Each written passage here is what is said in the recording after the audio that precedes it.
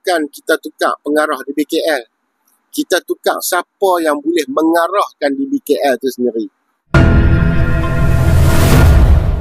Habis isu betul, memang isu yang lain pula. Isu apa kan? Memang isu belon. Tapi yang melaksanakan hukuman agensi yang sama. Anda perasan tak pasal apa agensi yang sama? Sebab yang menyuruh tu pun orang yang sama. Maksud kata kita kena cari dalam penyelesaian dia. Dalam penyelesaian dia lagu mana? Kita bukannya tukar di BKL tu, tapi kita tukar orang yang boleh ataupun orang yang berkuasa untuk menguasai di BKL tu sendiri. Isu dengan isu, bagaikan di BKL ni tidak ada pintu taubat. Walhal mereka juga berbangsa kita, mereka juga ada hati dan naluri dan juga perasaan. Tapi apakan daya, yang pucuk tu yang duk suruh. Mereka ni batang pokok pun, yang pucuk tu yang duk suruh. Kena ingat yang tu, kena faham yang tu. Tapi yang bahaya aja apabila akak makin mendalam. Aku cakap Kiah ni tobat hampa tak faham lagi, aku pun tak tahulah. Bulan-bulan puasa ni sepatutnya kepala otak tu kena cerdik. Sebab ni siang tau, tak makan lagi tau, otak hang tengah fresh tau. Masa 22 bulan, apa masalah yang berlaku di negara ni?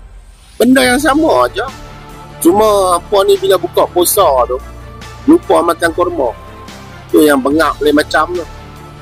Dan dalam masa 33 bulan kita boleh tengok perhatian pemimpin kepada masyarakat. Apabila COVID melanda negara, ekonomi masyarakat menjadi masalah. Tapi kerajaan masa tu dan di BKL juga tak kacau orang yang menjaga.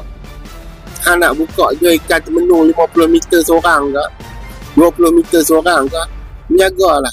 Janji hang dengan menjaga atas jalan raya, sudah orang nak lalu payah. Nampak tak? Tu dia panggil keprihatinan. Tapi masa PRU baru ni, hampa nak ambil juga 22 bulan.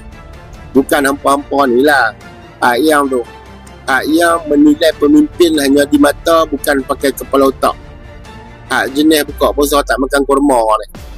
Dia makan kurma yang apa Israel buat je. Hampa ni lah, Allah, tak tahu lah nak kata apa lagi dah. Awak kalau kata hampa pakai puasa ke? Tapi apa-apa ingat lah, PRU nak main nanti, dia bukan kita tukar pengarah di BKL. Kita tukar siapa yang boleh mengarahkan di BKL tu sendiri. Hampa faham tak lagi? Tak faham juga.